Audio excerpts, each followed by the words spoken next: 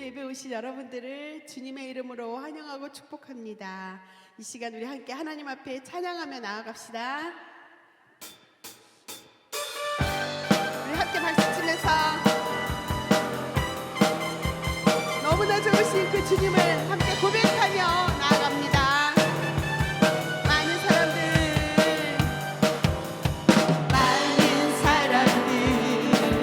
정말 진리를 모른 채 주님 곁을 떠나갔지만 내가 만난 주님은 참 사랑이었고 진리이고 소망이었소.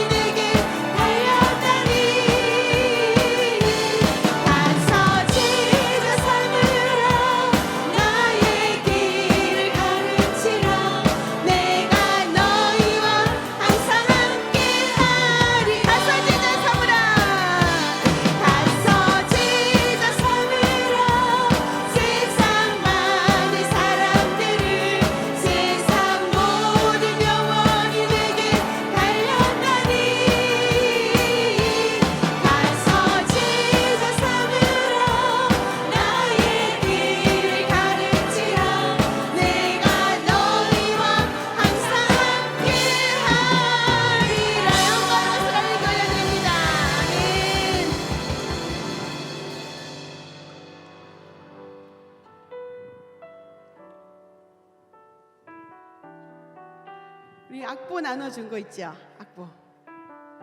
네, 제가 요즘 많이 은혜 받고 있는 찬양인데요. 여러분과 나누고 싶어서. 네. 운명이어도 구원하지 않은 것은 예수 안에 난 만족함이라.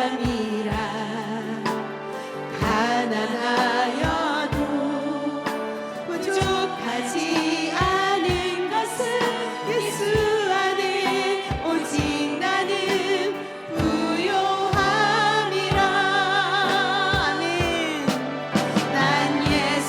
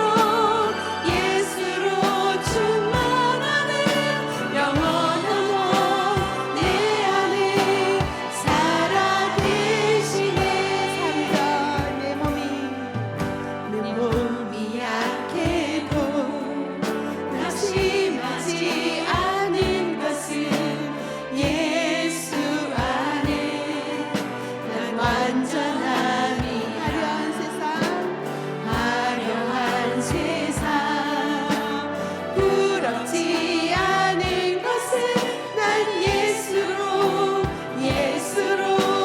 충만함이라네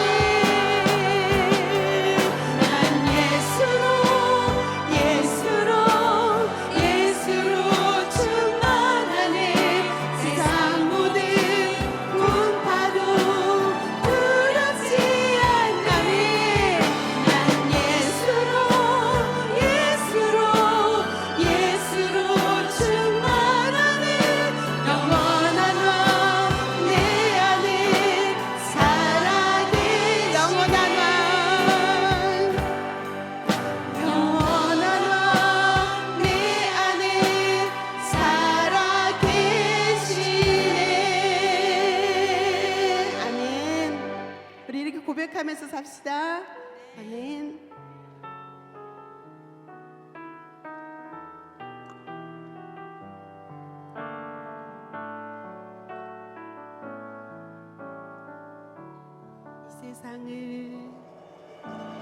이 세상을 살아가는 동안에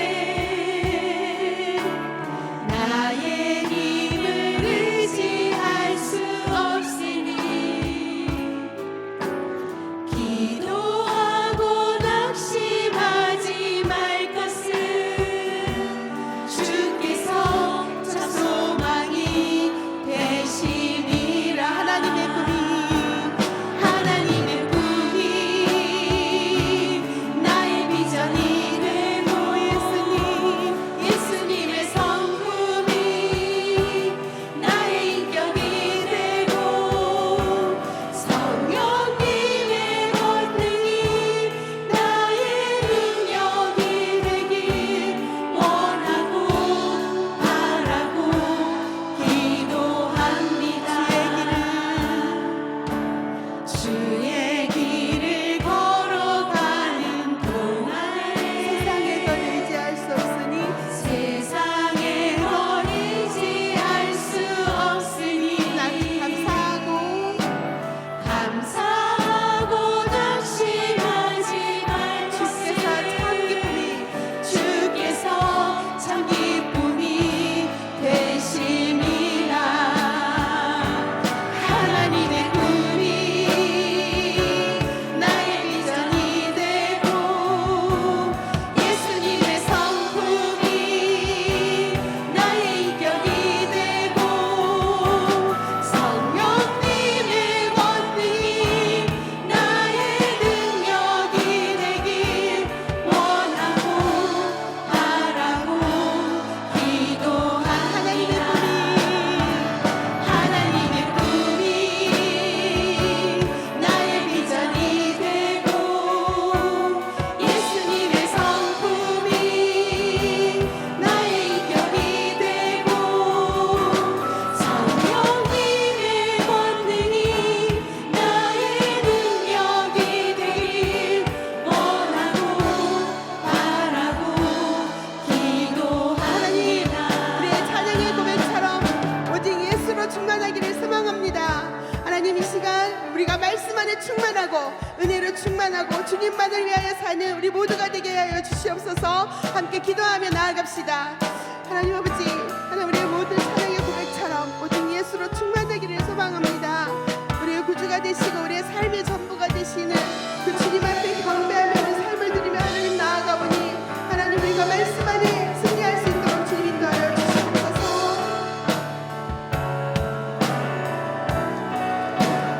하나님 아버지, 우리의 삶 가운데 찾아와 주셔서 말씀하여 주시고 성장케 하여 주시고 우리가 언제나 주님으로만 충만할 수 있도록 우리의 삶을 인도하여 주시옵소서. 하나님의 놀라운 은혜가 우리 모두에게 있기를 간절히 바라며 오늘 주님 앞에 나아오니 주여 우리의 모든 예배를 받아 주시옵소서. 사랑과 은혜가 많으신 하나님 아버지 감사합니다. 오늘도 우리를 이 자리에 불러주시고 하나님의 말씀을 듣게 하시고 성장케 하여 주시니 감사합니다. 오직 하나님의 말씀으로, 오직 하나님의 은혜로, 오직 하나님의 나라를 삶의 현장 가운데 가지고 오는 놀라운 결단으로 성장을 이뤄가는 우리 모두가 될 수 있도록 인도하여 주시옵소서.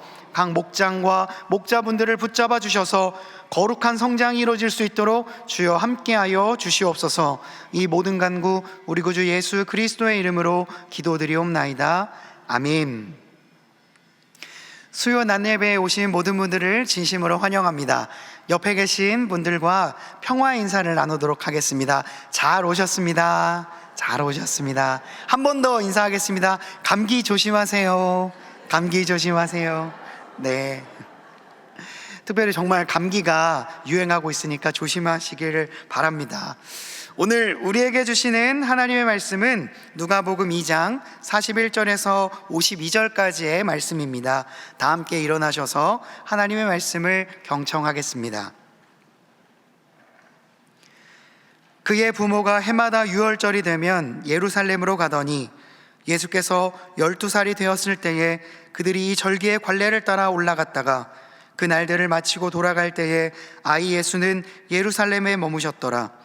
그 부모는 이를 알지 못하고 동행 중에 있는 줄로 생각하고 하룻길을 간 후 친족과 아는 자 중에서 찾되 만나지 못함에 찾으면서 예루살렘에 돌아갔더니 사흘 후에 성전에서 만난즉 그가 선생들 중에 앉으사 그들에게 듣기도 하시며 묻기도 하시니 듣는 자가 다 그 지혜와 대답을 놀랍게 여기더라.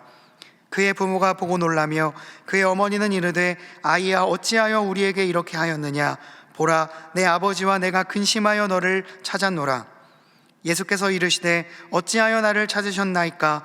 내가 내 아버지의 집에 있어야 될 줄을 알지 못하셨나이까 하시니 그 부모가 그가 하신 말씀을 깨닫지 못하더라. 예수께서 함께 내려가사 나사렛에 이르러 순종하여 받드시더라. 그 어머니는 이 모든 말을 마음에 두니라. 예수는 지혜와 키가 자라가며 하나님과 사람에게 더욱 사랑스러워 가시더라. 이것은 하나님의 말씀입니다. 아멘.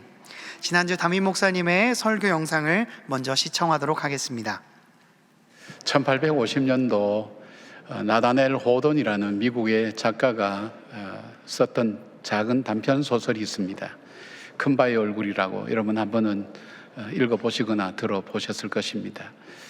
남북 전쟁이 끝난 이후에 소년은 어니스트라고 하는 이 소년은 자기 어머니로부터 그런 얘기를 듣습니다. 이 계곡마을 저 바위에 새겨진 저 얼굴처럼 저분 닮은 분이 이 마을에 와서 이 마을을 참 평화롭게 할 것이라고 그런 얘기를 듣습니다. 그 이야기를 들으면서 이 어니스트는 그 바위에 있는 그 새겨진 얼굴을 계속해서 쳐다봅니다. 보면서 저분을 꼭 한번 만나봐야지 하는 그 소원을 갖게 됩니다. 그런데 그 마을을 정말 빛낼 인물들, 정말 대단한 사람들이 그 계곡마을을 통해서 나왔습니다.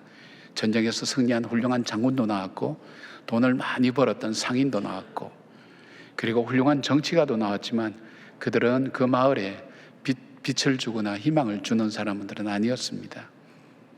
이 어니스트라는 소년은 점점 자랐습니다. 자라면서 자기 삶에서 느낀 것, 그것을 가지고 사람들에게 가끔 이야기하는 설교자로 조금씩 변해가고 있었습니다. 근데 어느 날 그가 마을 사람들 앞에서 그가 자기가 느꼈던 삶에 대한 이야기, 그리고 하나님 말씀을 전하는 그 가운데 그 이야기를 듣고 있던 한 시인이 소리칩니다. 저분이야말로 바로 큰바의 얼굴을 닮았어. 그렇게 이야기를 했습니다. 그 이야기는 그런 얘기를 들음에도 불구하고 그 어니스트는 여전히 그 큰바의 얼굴, 그 사람을 만나는 그 꿈을 안고 자기 자리로 돌아가는 것입니다. 여러분 인생을 살아오면서 한 번쯤은 그런 생각 해보셨을 겁니다. 나는 어떻게 살아야 될까? 누구를 닮으면 좋을까? 너무나 막연하니까 우리는 위인전 같은 것도 보기도 하고 또 책에서 그런 정보를 얻기도 하고 나도 이렇게 살았으면 좋겠다 생각을 많이 하리라고 생각됩니다. 특별히 우리 부모님들은 우리 자녀가 이렇게 자랐으면 좋겠다 그렇게 생각했을지도 모르고요. 또 처음 예수를 믿는 사람, 교회 나오는 분들이 어떻게 하면 나도 저렇게 신앙이 좋은 사람이 될 수 있을까 그렇게 생각하는 분들이 있을 줄 압니다. 오늘 이 본문은 누가만이 전해주고 있는 예수님의 어린 시절에 대한 이야기입니다. 뭐 이야기 속에서 많은 것을 우리가 찾을 수는 없겠지만 정말 우리 삶의 모델이 되시는 그 예수님은 어떻게 자라나셨는가, 그리고 어떻게 공생애로 시작하면서 사람들을 구원하는 그 귀한 사역들을 감당하는 사람으로 자라날 수 있었을까 하는 부분을 우리가 살펴보면서 오늘 우리가 어떻게 성장해야 되는가, 어떻게 자라가야 되는가. 성경은 그리스도의 장성한 분량까지 자라가라고 그렇게 말씀합니다. 성장이 멈춘 것처럼 고통스러운 일은 없습니다. 자신도 고통스럽고 그리고 보는 사람들도 고통스럽습니다. 내가 신앙 안에서 참 아름답게 성장하는 그 삶이 되기 위해서 예수님은 어떻게 성장했는가 하는 것을 살펴보면서 내 신앙이 이렇게 자라야지, 또 그런 마음으로 여러분이 함께 삶을 살아가는 지혜를 얻는 시간 되었으면 좋겠습니다. 내용이 조금 산만해질 수 있을 것 같아서 결론부터 이렇게 말씀드리면, 예수님이 자라난 그 성장의 과정은 세 가지 요인이 있습니다. 하나는 하나님의 말씀으로 자라났습니다. 두 번째는 하나님의 은혜가 그 위에 늘 머물러 있어서 은혜 가운데 자랐습니다. 세 번째는 하나님 나라를 위해서 성장했습니다. 이 말씀을 우리 주제로 조금씩 생각하시면서 내 삶도 정말 말씀으로 자라가야 되겠다. 세상에는 다른 것으로 자라가는 건 많지 않습니까? 뭐 돈 버는 것으로 자라가는 사람도 많고, 아버지가 장사하고 상인하고 하는 거 보면서 뭐 여러 가지 있지만은, 그러나 그 모든 것을 다 우선순위로 할 수 있는 것은 말씀으로 내가 자라가야 되겠다. 그렇게 마음으로 결단을 하시고 또 그런 마음을 갖게 되고, 하나님의 은혜를 받아야 되겠다. 그 은혜로 내가 살아가야 되겠다. 그리고 내가 살아가는 삶의 목적이, 성장하는 목적이 나를 나타내고 나를 증가하는 그런 인생이 아니라 하나님 나라, 하나님이 통치하시는 의와 희락과 화평의 나라를 이루기 위해서 내가 자라가야 되겠다. 그런 마음을 여러분 마음속에 새기면서 이 말씀을 함께 나누었으면 좋겠습니다. 첫 번째로 생각할 수 있는 것이 말씀으로 성장해야 된다고 그렇게 말씀드렸습니다. 예수님과 그 부모님, 그러니까 요셉과 마리아는 이 절기를 따라서 2월절 절기를 지키기 위해서 예루살렘으로 올라갑니다. 이스라엘의 남자들은 보통 1년에 한 3번 정도 절기를 지키러 예루살렘 올라가는데 가장 큰 절기가 6월절입니다. 올라가서 거기서 절기를 다 마치고 내려오는데 하룻길쯤 왔을 때 예수님이 없어진 것을 발견하게 됐습니다. 그래서 사흘길을 헤매다가 성전에서 있는 예수님을 발견했습니다. 근데 보니까 그 아들이 어린 예수님이 랍비들, 유대의 그 유명한 쟁쟁한 랍비들 사이에 앉아 있었고, 그분들과 대화도 하고 질문도 하고 그렇게 하면서 있는 것을 보았습니다. 근데 그 예수님의 대답과 예수님의 하시는 말씀, 질문을 가지고 여기 47절 보니까 뭐냐면, 듣는 자가 다 그 지혜와 대답을 놀랍게 여기더라 되어 있습니다. 여기에서 지혜라고 하는 것은 단순히 우리가 세상에서 보통 필로소피, 그러면 철학을 사랑하는 사람 그래 됐거든요. 소피아라고 얘기합니다. 지혜라고 얘기하는데, 이거는 세상의 지식과 경륜에서 나오는 그런 지식이 아닙니다. 여기에 쓰인 단어는 쉬네세이라고 하는 이 단어로 하나님이 주시는 지혜를 말합니다. 하나님이 주신 지혜, 그 지혜로 대답하고 그 지혜로 말하는 것에 대해서 놀랐다는 것을 이야기하고 있습니다. 어떻게 하나님의 지혜가 우리 예수님에게 가득했을까요? 여러분, 이 어머니 마리아는 자기가 천사가 나타나서 성령으로 잉태하여 이 아들을 낳는데, 이 아들 이름을 예수로 하고, 예수가 장차 하나님이 쓰시는 메시아라는 것을 그는 이미 알고 있었습니다. 그러니까 이 아들은 하나님께서 보내신 아들이야, 하나님의 일을 위해서 보낸 아들이야, 그 확신을 가지고 이 아들에게 가르친 것이 바로 하나님 말씀으로 예수님을 가르치고 예수님을 교육하고 함께한 것을 보게 됩니다. 그렇지 않고는 어떻게 12살 된 사람이 이렇게 할 수 있을까 생각해 볼 수 있죠. 하나님의 지혜가 필요하다는 것을 알았습니다. 우리도 인생을 살아갈 때 여러분, 우리가 세상의 지식과 경륜과 여러 가지로 우리 지혜도 필요하지만, 여러분 그러면 세상에 지식 많은 사람이 잘 살아야 되겠네요? 아니잖아요. 또 세상에 돈이 많으면 잘 살아야 되잖아요. 그것도 아니잖아요. 경험이 많아야 잘 사는 것도 아니잖아요. 우리에게는 인생의 문제를 풀어갈 때에 하나님의 지혜가 필요합니다. 내가 내 한계를 벗어나서 정말 하나님께서 주시는 그 지혜로 살아가야 될 삶을 우리는 살아야 될 때가 얼마나 많은지 알 수가 없습니다. 그 지혜가 우리들 속에 있어야 되는데 그것이 어디로부터 오는가? 하나님 말씀으로부터 온다는 것입니다. 그러니까 이 말씀이 내 속에 있기 위해서는 어떻게 할까요? 말씀을 많이 읽으셔야 됩니다. 우리에게 무엇이 들어갔느냐에 따라서 나오게 되어 있습니다. 쓴물을 내는 샘이 단물을 낼 수가 없다고 그랬습니다. 우리에게 무엇이 많이 들어가 있느냐가 그것이 나오게 되어 있습니다. 우리에게 하나님 말씀이 많이 들어있어야 됩니다. 어떤 아이에게 그런 얘기했습니다. 밖에서 마귀가 노크를 할 때 어떻게 해야 될까요? 그랬더니 한 아이가 대답합니다. 성령께서 응답하면 됩니다. 그렇게 대답했다 그래요. 그러니까 우리가 문제 가운데 살아가죠. 여러분 문제 없는 사람 없잖아요. 문제 가운데 보통 우리는 문제를 어떻게 풉니까? 내가 살아온 삶의 방식대로, 내가 경험한 대로, 내가 옳다고 생각하는 대로 그렇게 결정해서 응답하는 경우가 많은데, 그런데 여러분 삶이 그래서 행복해지셨습니까? 정말 잘했구나, 정말 평안을 맺었습니까? 그렇지 못한 적도 많지 않습니까? 그렇다면 우리 속에 무엇이 응답해야 되죠? 내 안에 있는 하나님의 말씀이, 그 성령의 이 감동으로 된 하나님 말씀이 그 문제에 대해서 반응을 보여야 됩니다. 응답해야 된다는 것입니다. 그럴 때 어떤 일들이 일어납니까? 성령의 열매를 맺는다 그랬습니다. 우리가 인간의 지혜와 육체의 생각을 가지고 했을 때는 육체의 열매를 맺는 것밖에 없다고 했습니다. 지난주일 날 한 부부가 찾아왔습니다. 제가 미리 말씀드리는 말씀을 못했기 때문에 그냥 실명을 말씀하지 않겠습니다. 이 부부는 오랫동안 이렇게 아이를 갖지 못했습니다. 결혼하면 아이가 저절로 생기겠지 생각했던 보통 사람들처럼 그렇게 생각하다가 이 아이가 안 생기니까, 이 두 분 다 참 훌륭한 분인데 굉장히 고통스러워했습니다. 그것 때문에 힘들어하는 모습을 옆에서 지켜보고 함께 기도한 분들도 많이 있습니다. 그래서 하나님께서 뭘 원하시는가 하나님께 물어보면서 이분들이 끊임없이 노력하고 기도하는 모습을 보았습니다. 오랫동안 시간이 흘렀습니다. 그런데 하나님께서 이 가정에 정말 선물로 이 자녀를 주셨는데, 보니까 저도 이제 잘 태어나고 어릴 때만 봤는데 5살이 됐고, 남자아이가 5살 됐고 여자아이가 3살 정도 됐어요. 그런데 이제 인사하고 지방에 있다가 이제 서울로 올라와서 교회 다시 나오게 되어서 그렇게 인사했는데, 목사님 잠깐만요 하더니 아이에게 이 마태복음 5장의 산상수훈을 암기하게 합니다. 5살짜리 아이한테. 근데 얘가 거침없이 그냥 술술술술 외우는데 놀랐어요. 야, 말씀이 아이 속에 그냥 저절로 막 터져 나오는 것처럼 그렇게 외우는 거예요. 정말 칭찬하고 보내놓고 생각한 거예요. 저 부분은 어떻게 저 아이에게, 정말 소중한 아이잖아요, 어떻게 하나님 말씀으로 키울 생각했을까 할 때에 저분들이 깨달았구나. 뭘까요? 인생의 문제 해결은 바로 말씀에 있다는 것을 알았기 때문에, 내가 세상의 어떤 지혜로보다, 두 분 다 학력도 대단해요. 괜찮아요.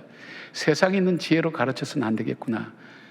하나님 말씀의 지혜가 바로 이 아이 속에 있어야 되겠구나 하는 것을 이 부모는 깨달은 거예요. 그리고 하나님 말씀을 그 안에 계속 넣어주는 거예요. 심어주는 거예요. 그 아이가 점점 자라게 되고 말씀으로 양육되는 거예요. 사랑하는 여러분, 여러분이 문제가 나에게 닥쳐올 때 여러분이 해왔던 방식대로, 내가 경험했던 대로, 사람들이 통념적으로 생각하는 상식대로 응답하는 것보다 한 번쯤은 하나님이 주신 지혜, 아마 그런 경험들이 있을 거예요. 내가 전혀 상상할 수 없던 하나님이 주신 지혜로 내가 응답했을 때 어떤 결과가 나타나는지 여러분 알고 있지 않습니까? 그러기 위해서는 어떻게 됩니까? 내 안에 하나님 말씀이 가득 들어 있어야 됩니다. 오늘 예수님처럼 말씀이 가득 들어서 성장하게 될 때에 우리의 성장은 하나님 주신 지혜의 길이 열려지게 됩니다. 그래서 그 말씀이 내 발의 등이 되고 내 길의 빛이 되어서 오늘 내가 살아가는 삶 속에서 그 말씀이 내가 어떻게 결정하고 선택해야 될 것인가를 말씀해 주시고, 그 말씀이 내가 인생의 방향을 어디로 잡아야 될지 알지 못할 때 그 말씀이 내 인생의 방향을 잡아주는 귀한 말씀이 된다는 것을 우리는 알 수가 있습니다. 사랑하는 여러분, 여러분에게도 이 하나님의 은혜가 임하기를 바랍니다. 하나님의 말씀으로 자라가는 여러분 되시기를 바랍니다. 하나님께서 여러분에게 말씀으로 자라서 삶 가운데 문제가 일어나면 바로 그냥 본능적으로 해왔던 대로 그냥 반응하기 전에 잠깐 멈춰서서, 하나님 나에게 어떻게 내가 이 문제를 풀어갈까요? 어떻게 하면 좋겠습니까?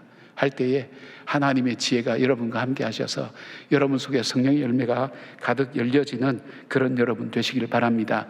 말씀 속에 길이 있습니다. 말씀 속에 진리가 있습니다. 말씀 속에 생명이 있습니다. 내 삶 속에 그 말씀이 여러분의 삶을 움직여 나가고 여러분을 성장시켜 나가는 놀라운 원동력이 되기를 주님의 이름으로 축복합니다. 두 번째로 자라야 되는 것이 뭐냐면 은혜로 자라나야 됩니다. 은혜가 많은, 은혜라고 할 때는 우리가 표현하면 이게 참 설명이 잘 안 되는 것인데, 우리가 성경적으로 표현하면 받을 자격이 없는 사람에게 베풀어지는 일방적인 하나님의 호의다, 뭐 이렇게 볼 수가 있습니다. 그러니까 하나님의 은혜 가운데 우리가 성장해야지 맨날 지적당하고 맨날 시험치고 맨날 훈계하고 그런다고 자랄 그런 아이는 어떤 아이가 될까요? 마음의 상처가 가득한 아이가 됩니다. 그리고 자존감도 낮아지고 그런 현실들을 우리는 보지 않습니까? 우리는 그런 아이들을 많이 볼 수 있을 뿐 아니라 우리 자신들도 마찬가지거든요. 남의 지적을 받고 남에게 평가를 받고 그런 가운데서 우리가 그걸 경험 많이 하게 되면 우리 속에 상처가 쌓여가고 분노가 쌓여가는 것을 많이 경험하게 됩니다.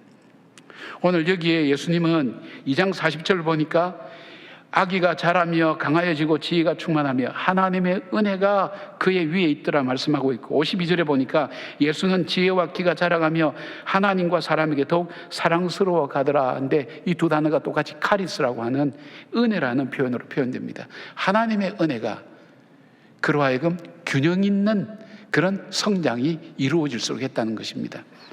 이동호 목사님은 이 예수님의 인생을 이렇게 했어요. 예수님의 성장은 신체적 성숙, 정신적 성숙, 사회적 성숙, 영적 성숙으로 균형 잡힌 성장이라고 그렇게 말씀했어요.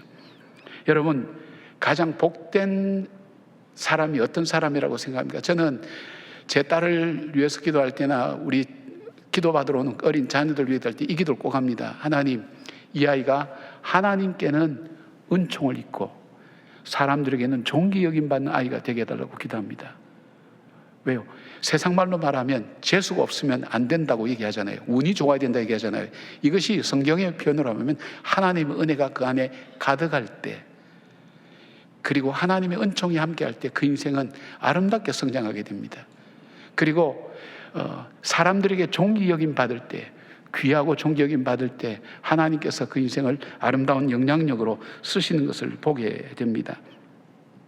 중국 하얼빈에 최하진 박사가 세운 기독교 만방국제학교라는 곳이 있습니다. 이 학교는 인성과 영성을 강조하는데 중국의 고위 관료 자녀들도 여기를 보내기를 원하는 그런 학교입니다. 이 학교를 설립한 이 최하진 박사는 카이스트를 졸업하고 미국 스탠퍼드 대학에서 박사후 과정을 밟고 그는 안정된 직장을 포기하고 마음의 어떤 결단을 하게 됩니다. 내가 인생을 의미 있게 한번 살아봐야 되겠다 생각해서 해외로 봉사활동 떠나기로 그는 결단합니다. 그래서 그는 중국으로 갑니다. 그가 하는 일 중에 가장 귀중한 것이 뭘까, 소중한 것이 뭘까 생각할 때 교육에 관심을 갖게 되고 그 논문을 여러 가지 읽었습니다. 연구를 했습니다. 아이들에게 좋다는 것을 가르치기 위해서 다양한 자료를 찾아보다가 감사를 하면 아이들이 바뀐다는 논문을 읽게 됐습니다. 한 심리학자가 감사에 대한 연구만 10년 연구했는데 종교적일 뿐 아니라 일반인들도 감사하며 사는 사람은 인생이 달라진다는 것을 발견했습니다. 그리고 감사하는 사람은 어떻게 사는가, 그 삶을 분석해서 이렇게 가르치면 되겠다, 그 분석해서 찾아낸 교육 방법이 세븐파워 교육이라는 것입니다. 세븐파워 교육을 여러분 한 번쯤은 들어보셨을 거예요.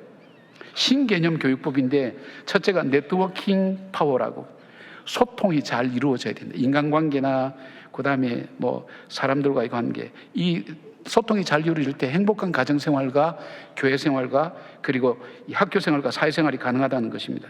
두 번째 멘탈 파워라 그럽니다. 정신적인 가능함이죠. 정신적 자신감이 성공적 인생에 매우 중요하다고 얘기했습니다. 셋째는 브레인 파워입니다. 무조건 암기식 공부가 아니라 생각하는 힘, 자기 표현의 힘을 길러주고 창의력이 넘치는 두뇌를 갖도록 한다고 합니다. 대체가 모럴 파워입니다. 도덕적 능력을 높여야 사회로부터 존경받는 인재가 된다고 합니다. 다섯째가 리더십 파워입니다. 셀프 리더십에서 시작해서 공동체에 유익을 주는 리더십으로 발전하고 결국 사회와 나라와 세계에 영향을 미치는 글로벌 리더로 자란다고 합니다.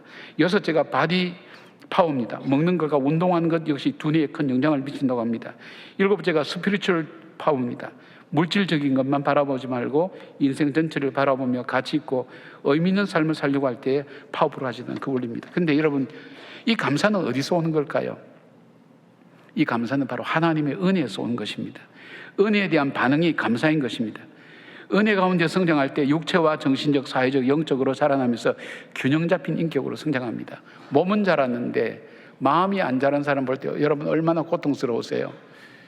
마음은 어른인데 몸이 안 자랐어요. 고통스럽죠. 몸과 마음도 자랐는데 사회적 관계가 안 자랐어요.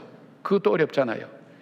이런 것 저런 것 다 성장했는데 그게 정신 상태, 그러니까 모든 것을 이 균형을 잡고 해나가는 그 삶의 방향과 그 감각이 없다면 그것도 고통스러운 일이잖아요. 골고루 잘 자라야 될 것 아닙니까? 그런데 어떤 것이 그로 하여금 골고루 잘 자라게 만듭니까? 바로 이 은혜라는 것을 받게 될 때에, 은혜 가운데 자랄 때 바로 그런 역사들이 일어나는 것입니다. 여러분, 은혜 가운데 자라나기를 바랍니다. 은혜 가운데는 용서도 있고요, 친절도 있고 격려도 있고 다 있습니다. 바로 그 은혜가 내 속에 임할 때에 내 삶이 바뀌어지고 달라집니다. 은혜가 충만할 때 계산적이고 조건적인 것을 뛰어넘을 수가 있습니다. 은혜가 충만할 때 자기 중심에서 다른 사람을 헤아릴 줄 압니다. 은혜가 충만할 때 물질 중심에서 영적인 것을 귀하게 여깁니다. 은혜가 충만할 때 자기의가 아니라 겸손과 진실함으로 살게 됩니다. 여러분, 이 은혜에 대한 충만함을 받게 될 때 내 성품이 바뀌어요. 내 습관이 바뀌어요. 나의 살아가는 삶의 모습이 바뀌게 됐어요. 은혜를 많이 받은 사람은 달라요. 세상에서 가장 넓은 곳이 어디라고 생각합니까? 사람의 마음입니다. 반대로 세상에서 가장 좁은 곳이 사람의 마음입니다. 사람이 한번 상처를 받고 속상하면 마음이 얼마나 좁아지는지 바늘 하나도 담을 수 없는 공간이 좁아져요. 그러니까 조급하고 왔다 갔다 하는 거예요. 왜요? 좁으니까. 담을 수가 없어. 칭찬하는 말도 담을 수가 없어요. 그 정도로 마음이 좁아져요. 아무것도 담을 수가 없어요. 그러니까 은혜가 가득한 사람은 마음이 넓어져요. 어떻게 돼요? 그러니까 자기를 비난한 얘기도 수용할 줄 알고, 모순도 수용할 줄 알고, 이해하고 받아들이는 마음이 어떤 말일까요? 은혜가 가득할 때 그렇게 가능한 거예요. 여러분, 세상에서 가장 험한 곳이 어디라고 생각하세요? 사람의 마음이에요. 그 사람 속에 들어가서 좀 쉬기 위해서 들어갔는데 그 마음 속에 보니까 뭐 유리병 조각, 쇠 조각 다 있어서 그냥 거기 잠깐 쉬러 갔다가 온몸이 피투성이 돼서 나오는 경우가 있잖아요. 가족들 간에도 그런 경우가 있잖아요. 좀 쉼을 얻고 좀 안식을 얻으려고 했는데 상처투성이로 돼서 나오는 경우가 있잖아요. 은혜가 없는 사람 속에는 이것이 많은 거예요. 그리고 은혜가 가득한 사람은 이것이 없어요. 다른 사람이 와서 쉬었다가, 쉴 만큼 쉬었다가, 머물 만큼 머물다가 자기가 정신 차려서 자기 길 가는 것, 그 은혜로운 사람 만나는 삶이에요. 세상에서 태풍이 가장 심한 곳이 어딜까요? 남태평양일까요? 아닙니다. 우리 사람의 마음이에요. 우리 마음이 한번 뒤집어지기 시작하면 수십 년 됐던 기억들 다 올라와요. 싹 다 올라와요. 마음을 확 뒤집어 놔요. 그리고 충동적이 되면서 바른 판단을 하지 못해요. 그러나 가장 잠잠한 곳은 어딜까요? 우리 마음입니다. 잔잔합니다. 태풍이 몰아쳐도 잠잠합니다. 주변에서 뭐라 해도 흔들리지 않습니다. 그 평안함이니까 은혜가 가득한 사람이 그런 삶을 살 수 있는 거예요. 예수님에게 은혜가 가득한 거예요. 하나님 은혜가 여러분 속에 가득할 때 여러분 마음이 넓어지고 평안해지고 풍성해지는 하나님 은혜로 자라가는 여러분들 되기를 바랍니다. 그 은혜를 나눠주는 여러분들 되기를 바랍니다. 세 번째는 우리가 성장할 때 뭐 때문에 성장해야 되는지 이유가 있어야 되잖아요. 그냥 목표 없이 갈 수는 없잖아요. 바로 하나님 나라를 위해서 우리는 성장해야 돼요. 우리의 성장의 목표는 하나님 나라예요. 왜요? 하나님 나라는 의와 희락과 화평의 나라잖아요. 세 개 다 모순되는 개념이에요. 의가 있는 곳에요, 평안이 없어요. 여러분, 법이 있는 곳에는 평안이 없어요. 희락이 없어요. 기쁨이 없어요. 또 의가 없는 곳에는 화평함이 있을 수가 없어요. 이 세 개 다 모순되는데 이것을 함께 포용할 수 있는 것이 하나님 나라예요. 하나님 나라는 게 뭘까요? 하나님이 통치하신 나라를 그렇게 얘기합니다. 오늘 예수님을 보니까 그가 예루살렘 성전에서 돌아와서 집으로 돌아와서 부모님을 섬기고 순종하는 일을 하였다고 그렇게 말씀되어 있어요. 좀 이게 헬라어가 위포다소메노스 아우토이스. 저도 옛날에 공부해서 그냥 있는 것만 그냥 읽었습니다. 여러분 뭔지 잘 몰라도 됩니다. 이게 뭐냐면 이 용어, 우리 한국말로 이렇게 해석하면 육신의 부모님께 자기 자신을 겸허히 낮추어서 복종시키는 것을 표현하는 말이라고 합니다.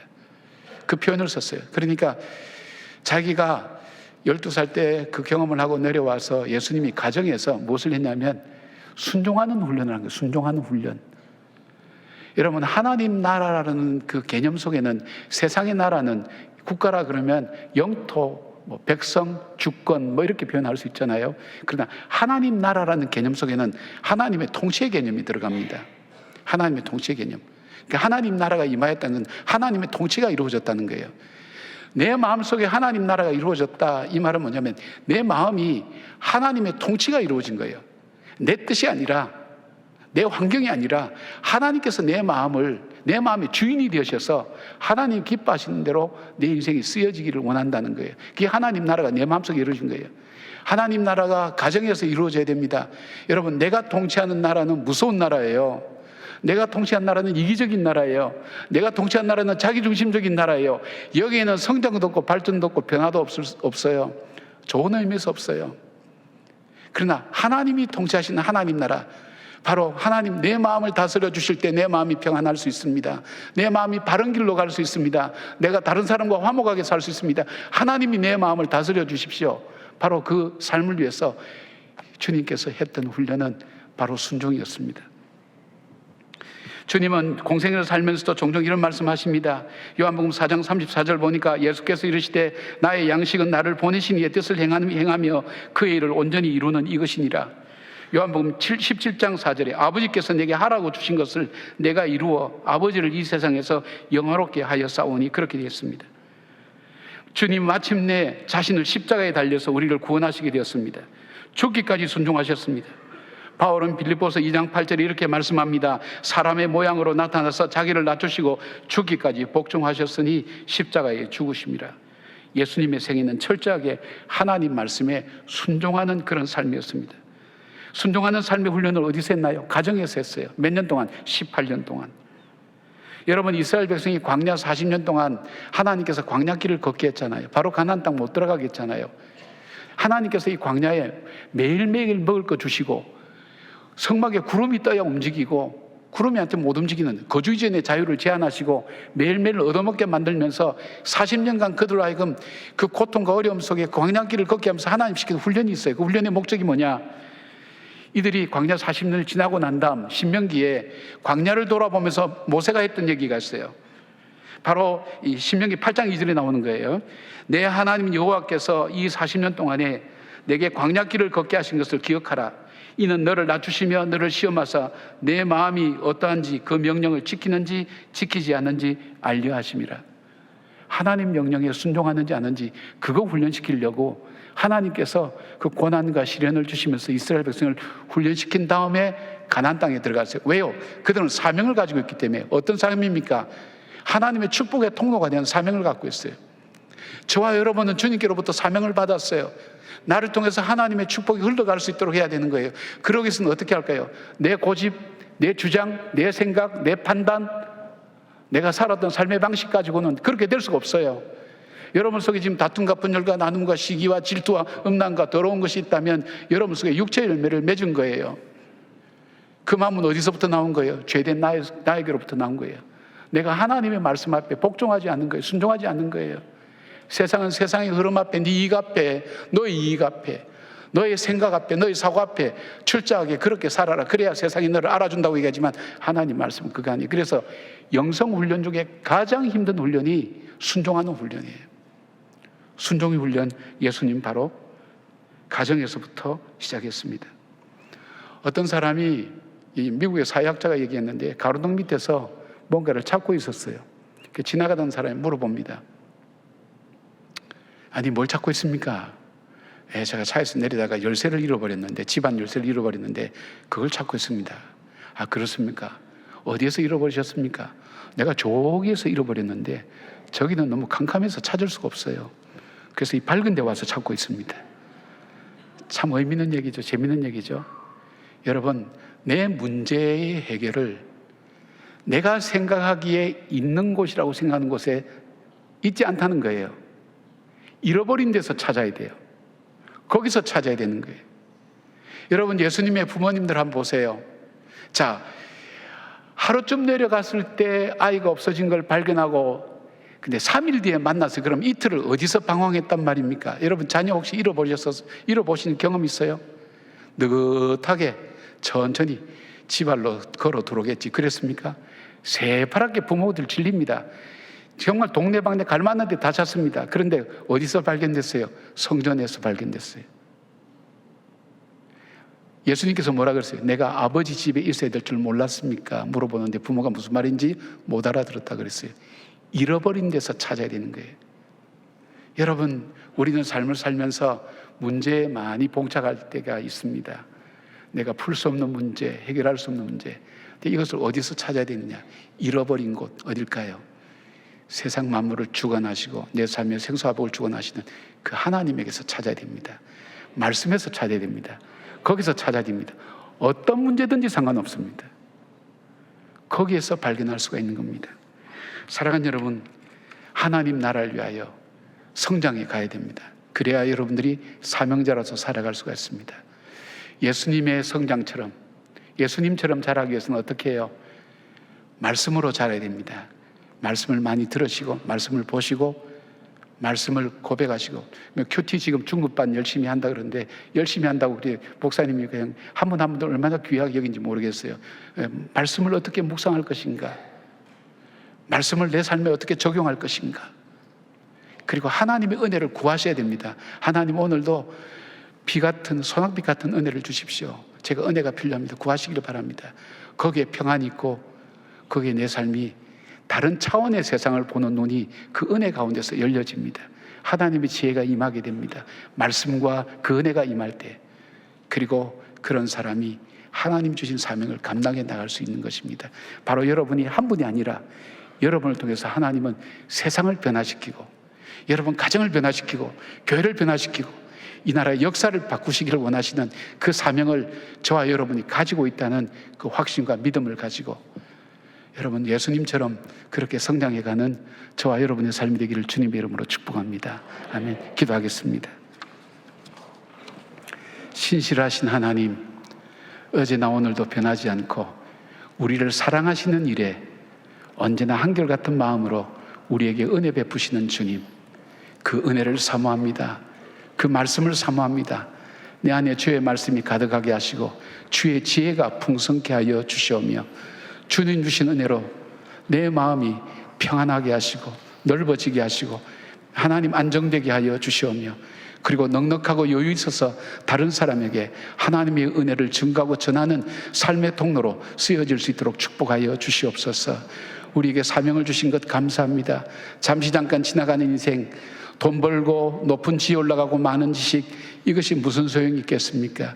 우리가 이 땅을 살면서 중요하지만 더 중요한 것이 있다면, 내게 주신 이 모든 것 가지고 주님께서 쓰시기를 원하신 일에 쓰임받는 자, 나귀도 주님께 쓰임받을 때 존귀하게 된 것처럼, 마른 막대기도 주님께 쓰실 때 하나님 주의 역사를 일으킨 것처럼, 바로 우리의 연약한 삶을 통해서 주의 크고 놀라운 역사를 일으킬 수 있는 믿음의 통로, 축복의 통로로 살아가는 저희들 삶이 되게 하여 주시옵소서. 예수님의 이름으로 기도드리옵나이다. 아멘. 아멘. 아멘. 네, 반갑습니다. 우리 옆에 계신 분께 다시 한번 인사해 보도록 하겠습니다. 주님 안에서 성장합시다. 주님 안에서 성장합시다. 네, 담임 목사님의 설교에서 큰바위 얼굴 이야기로 말씀이 시작되었습니다. 정말로 그 얼굴을 바라보던 어니스 자신이 그 얼굴의 모습을 가진 사람이 되었던 것처럼, 우리가 어떤 분을 바라보느냐가 참으로 중요합니다. 아이스 브레이크로 우리 목원분들과 이런 대화를 한번 나눠보시면 어떨까요? 성경의 인물 중에 닮고 싶은 사람이 있으십니까? 성경의 인물 중에 나는 이 인물을 볼 때마다 내 마음에 딱 맞아 라고 하는 인물이 있다면 서로 나눠보시면 좋을 것 같습니다. 저는 이제 베드로를 볼 때마다 닮고 싶다는 생각을 하는데, 배반한 베드로 말고요. 이제 배반한 이후에 다시 만나 주셔서 사도행전에 등장하는 베드로의 모습을 보면서 담고 싶다는 생각을 참 많이 했습니다. 얼마 전에 이제 솔로몬의 행각에서 베드로가 설교를 하는 본문을 읽으면서 묵상을 한 적이 있는데, 그 설교가 거의 전문이 성경 안에 들어있잖아요. 설교문이 전문이 들어간다는 건 정말 영광스러운 일일 것입니다. 그만큼 귀중한 설교를 했고, 그 설교를 통해 그곳에 있던 수많은 사람들이 베드로가 원래 학문이 없는 범인, 그러니까 학문이 없는 평범한 사람이었는데 이 사람이 어떻게 이런 일을, 이렇게 멋진 설교를 하게 되었는가라고 깜짝 놀라는 장면이 등장을 합니다. 그 포인트가 부럽더라고요. 그래서 나도 말씀을 이렇게 정말 잘 전할 수 있는 사람이 된다면 얼마나 좋을까.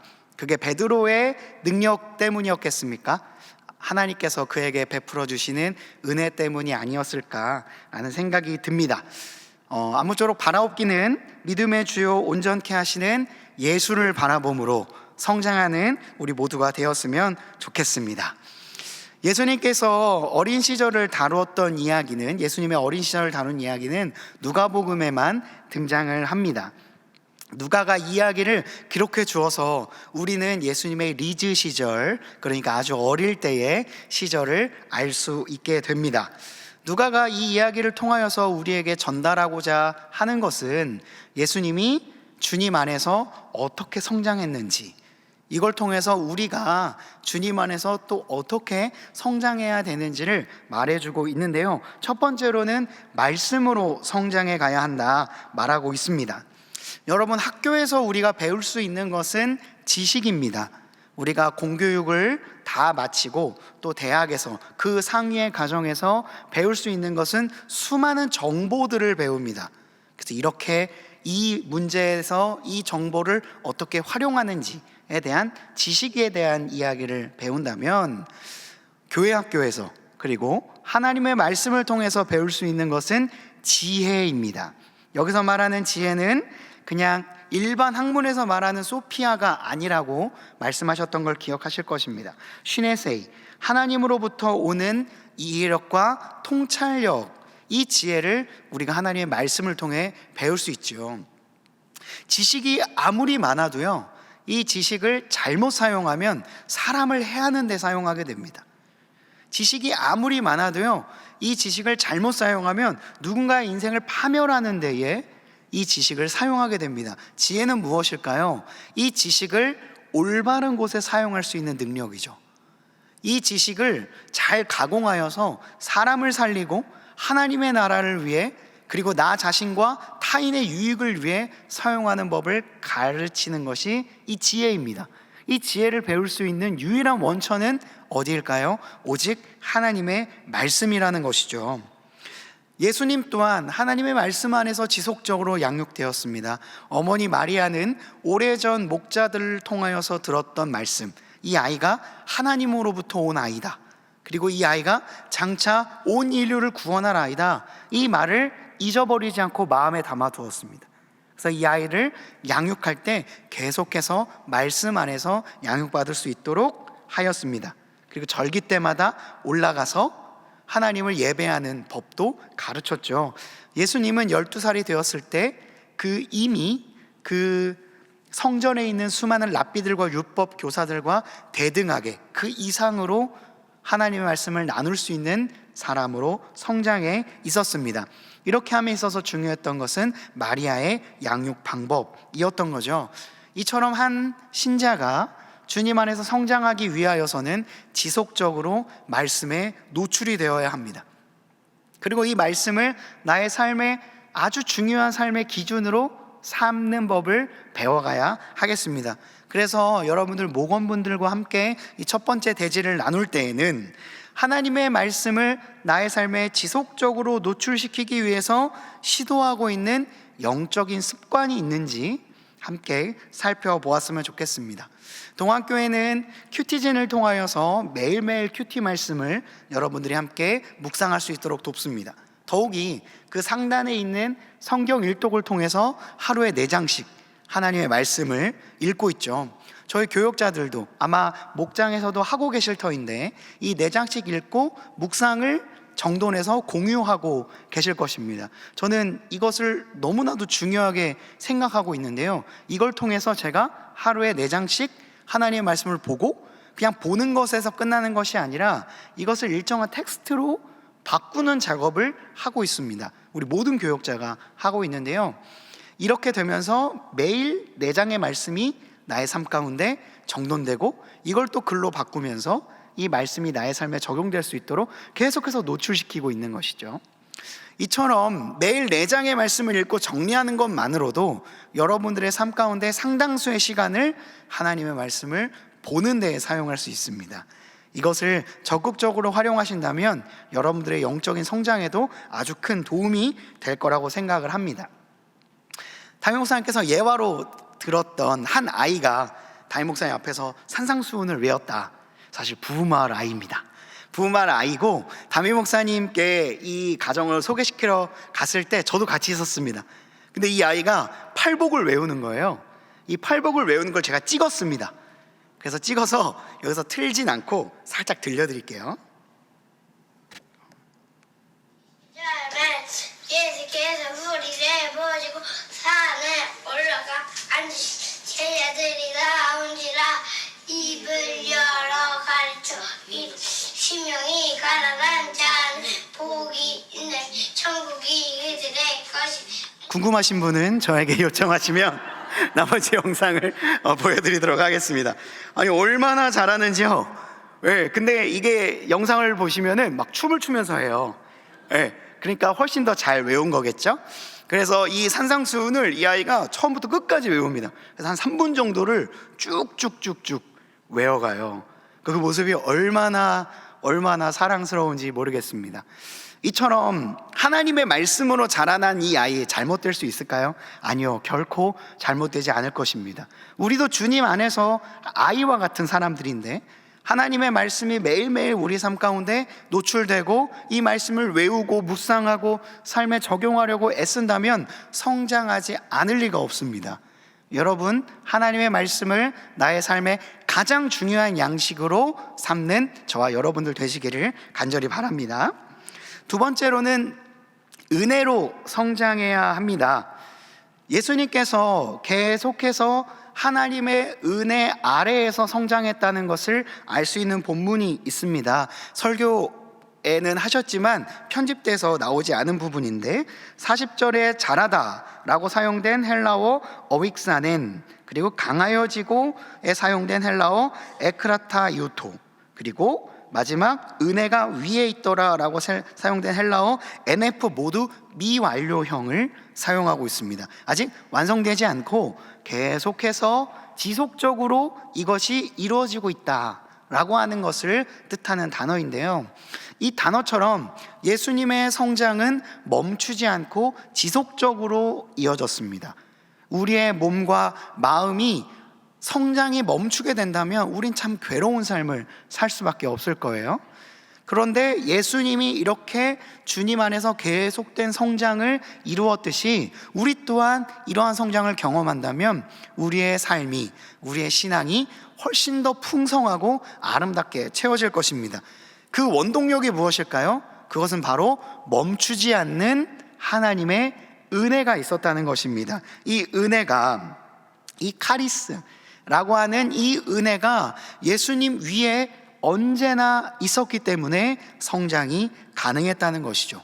여러분, 인간적인 노력으로도 많은 부분의 성장을 할 수가 있습니다. 제가 지금 비록 이렇게 살짝 통통했지만 저도 열심히 인간적으로 노력했을 땐 16kg나 감량을 한 적이 있었습니다. 과거형이에요. 있었습니다. 그러니까 인간적인 노력으로 사람이 바뀔 수 있습니다. 바뀌고 싶고요. 그런데 진정한 인생의 변화는 어떻게 해야 가능할까요? 인간의 노력으로도 되지 않는 것이 있습니다. 인간의 유한한 능력 때문에 성장도 유한할 수밖에 없는 것이죠. 우리의 성장을 가장 지속적이고 근원적으로 바꿀 수 있는 것은 하나님의 은혜에 거하는 것입니다. 이 모든 것을 후히 꾸어도 부족하지 않을 하나님의 하늘의 은혜의 곳간에 우리의 삶을 맞대어 놓는다면 우리의 인생은 성장이 멈추지 않는, 놀라운 은혜의 자리로 나아갈 수 있을 것입니다. 여러분, 바퀴살들이 있잖아요. 자동차 바퀴살. 중심축에만 잘 고정되어 있으면 바퀴살들은 자연스럽게 돌아가게 되는 겁니다. 우리의 인생의 바퀴살들이 나의 재물일 수도 있고 정서적인 부분일 수도 있고 나의 또 여러 가지 학업적인 성장일 수도 있고 관계적인 성장일 수도 있겠습니다. 목사님께서 말씀하신 7가지의 성장의 포인트일 수도 있겠습니다. 이 모든 바퀴살들이 원활하게 돌아가기 위해서는 중심이 분명해야 합니다. 이 중심 안에 나의 인생이 박혀 있으면 자연스레 주변의 모든 것들이 관계를 온전하게 적당한 균형을 가지면서 성장할 수 있는 것이죠. 이 중심에 있는 것이 무엇이겠습니까? 하나님의 은혜입니다. 이 하나님의 은혜를 간절히 구하고자 애쓰는 자에게 하나님께서는 넘치도록 놀라운 은혜를 베풀어 주실 것입니다. 정말로 담임 목사님께서 우리 아이들에게 하는 기도인 하나님께는 은총을 받고 사람들에게는 존귀의 여김을 받으시기 위하여서 하나님의 은혜 가운데 간절히 거하기를 사모하는 저와 여러분들이 되시기를 간절히 바랍니다. 마지막으로는요, 하나님의 나라를 위해 성장해야 합니다. 하나님의 통치가 임하는 공간이 단순히 우리가 바라보는 하나님의 나라가 아니라 나의 삶이 되어야 된다는 것이죠. 예수님께서도 내가 하나님의 집에 거해야 될 줄을 알지 못하였나이까? 라고 말한 다음에는 나의 인생의 원래 현재 거주지인 집으로 돌아갔습니다. 나사렛으로 돌아가 18년 동안 양육을 받고 그 안에서 부모님께 순종하는 법을 배우며 공생애 30살이 될 때까지 기다렸던 것이죠. 이처럼 우리가 하나님의 놀라운 은혜가 가득한 본향, 하나님의 나라를 향하여 나아가고 있는 순례자이지만 우리가 거하고 있는 삶의 현장은 지금 이 이문동, 그리고 여러분들의 가정, 그리고 여러분들의 자녀일 것입니다. 이곳에서 하나님의 나라를 만들어가는 사람이 하나님의 나라를 향해 성장해가는 순례자가 될 수 있는 것이죠. 먼 훗날 하나님의 나라로 도달하게 되었을 때 착하고 충성된 종아라고 평가받을 수 있는 것은 매 순간 성장을 꿈꾸고 있는 사람만 가능할 것입니다. 이처럼 나의 인생 가운데, 나의 삶 가운데 하나님의 통치가 임해야 될 부분이 어디인가 한번 생각해 보시면 어떨까요? 제가 한 가지 이야기만 드리고 이제 마무리를 하도록 하겠습니다. 제가 지난번 큐티 중급반에서 강의를 했을 때 그때 제가 맡았던 파트가 언어 생활이었습니다. 말. 우리의 말이 하나님의 말씀으로 변화되어야 된다라고 하는 논지의 내용이었는데 제가 이 3번째 대지를 곰곰이 살펴보면서 나의 삶 가운데 하나님의 통치가 임해야 될 곳이 어디일까를 생각해 보니 다른 어떤 곳이 아니라 제 입이더라고요. 제 입 가운데에 하나님의 통치가 임해야겠다라는 생각이 강하게 들었습니다. 이 입이라고 하는 것에서 나오는 말이 얼마나 무서운지 사람을 살리기도 하고 사람을 공경에 빠뜨리기도 하고 누군가를 험담하기도 하고 또한 누군가의 인생을 정말로 저 벼랑 끝으로 내모는 혀가 될 수 있겠다는 생각이 들었습니다. 지금까지 했던 말들을 다 주워 담을 수는 없지만 앞으로 내가 하는 말이 하나님의 통치 가운데 있다면 나의 말이 하나님의 말씀에 맞대어 있다면 나도 하나님의 말씀을 내 입술로 선포하고 사람을 살리는 예수님과 같은 사역을 할 수 있겠구나 라는 생각을 하게 되었습니다. 이처럼 여러분들의 삶의 부분 가운데 하나님의 통치가 임해야 될 부분이 어디인지를 우리 목원분들과 함께 나눠보신다면 풍성한 나눔이 될 것이라고 생각합니다. 아무쪼록 오직 말씀, 오직 은혜, 오직 하나님의 나라 안에서 성장해가는 저와 여러분들이 되시기를 주님의 이름으로 간절히 축복합니다. 아멘. 한기성 목사님 나오셔서 광고해 주시겠습니다.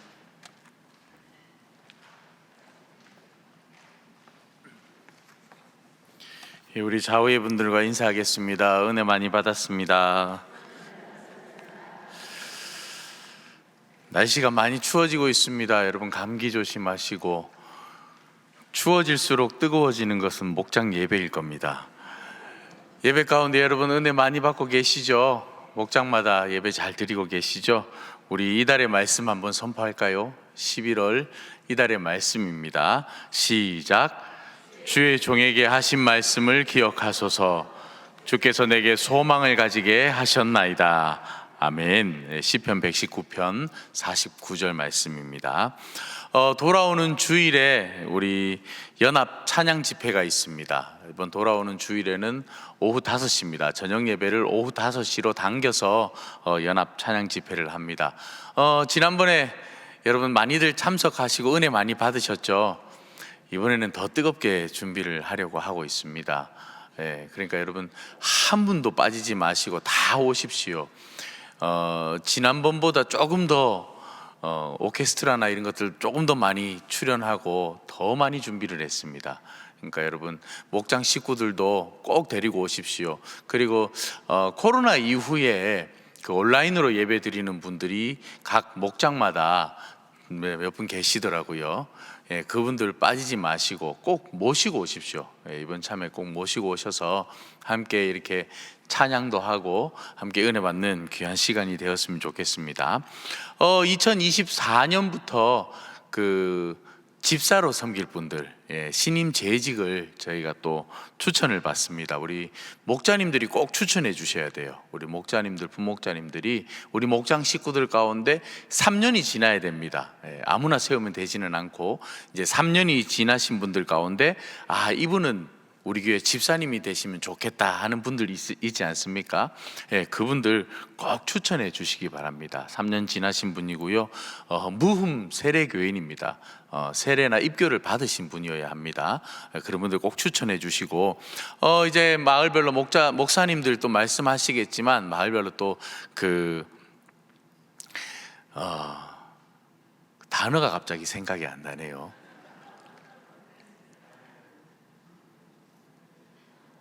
명예권사님들 추천을 받습니다. 마을별로 명예권사님 추천을 받습니다. 여러분들 그 목자님들 우리 마을에 또 은퇴하신 분들 가운데 이분은 이렇게 권사님으로 좀 추대하고 싶다 하는 분들 계시면 우리 명예권사님들도 꼭 추천해 주시기를 부탁을 드리겠습니다. 진학과 취업을 위한 기도에 계속 이어지고 있는데요. 내일이 드디어 수능입니다. 그래서 날씨가 추워졌나 봅니다. 내일 수능인데요. 오늘 저녁 수요 영성 집회는 이제 수능을 위한 영성 집회로 드리게 됩니다. 그리고 내일은 오전 8시 40분부터 수능 마치는 그 시간까지 계속해서 저희가 기도회를 이어가려고 합니다. 비전 1실에서 진행되니까 여러분 목장 식구들 가운데 수능을 치고 있는 학생이 있다면, 또 취업을 준비하고 있는 우리 청년들이 있다면 여러분 나오셔서 함께 기도로 섬겨주시면 좋을 것 같습니다. 교육부 신입 교사를 모집하고 있습니다. 내년부터는 이제 교육 목자라고 목사님 말씀해 주셨는데 우리 목자님들만큼 너무너무 귀하고 소중한 분들입니다. 교육 목자 모집을 하고 있으니까요. 여러분 꼭 신청해 주시기 바랍니다. 여러분들도 신청하시고 또 우리 목장 식구들 중에 이 사람은 참 교사로 하면 잘 섬길 수 있을 것 같다 하는 분들 꼭 추천해 주셔서 본인이 추천서를 작성을 하지 않으면 목사님들에게 얘기를 해 주십시오. 그러면 우리 목사님들이 꼭 설득해서 같이 이렇게 교육 목자로 섬길 수 있도록 하겠습니다. 37기 비전과 사명 집중반 모집을 하고 있습니다. 12월 2일 토요일에 진행되는데 여러분 비전과 사명 강의 꼭 들을 수 있도록 도와주시면 감사를 드리겠습니다. 성전 장식부에서 봉사자를 모집하고 있습니다. 꽃꽂이나 화분 이런 데 관심이 있는 우리 동안교회 성도님들 누구라도 참여가 가능하니까 여러분 많이들 신청해 주시면 감사를 드리겠습니다. 오늘도 한영원 전도대 모임이 진행됩니다. 다음 주 수요일에는 권사회 총회가 있습니다. 1권사회 총회가 수요일 1시 비전 2실에서 진행됩니다. 그리고 2권사회 총회는 금요일입니다. 다음 주 금요일 6시 30분 비전 2실에서 진행이 됩니다. 이렇게 마치면 서운할 것 같아서 재미있는 이야기 하나 하고 마치려고 합니다. 요즘 충청도식 화법이 굉장히 유행하는 거 아십니까? 이 충청도 사람들은 양반이라서 이 직설적으로 얘기를 안 한대요. 이렇게 돌려서 얘기를 한답니다. 뭐 예를 들어서 아메리카노를 이렇게 선물 이렇게 줬는데 아메리카노가 너무 쓰지 않습니까? 쓰면은 충청도 사람은 뭐라는지 아십니까? 우리 같으면 아유 왜 이렇게 쓰냐고 이렇게 얘기하잖아요. 충청도 사람은 아이고 이거 장희빈이 먹고 죽은 거 아니요?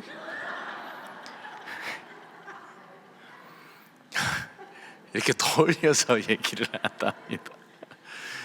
손주가 이렇게 복숭아를 이렇게 깎고 있는데 복숭아를 잘 못 깎으니까 살을 이렇게 많이 깎잖아요. 껍데기보다도 살을 많이 깎으니까 옆에 있던 할아버지가 아이고야 니는 씨를 먹으려고 그렇게 열심히 깎는겨?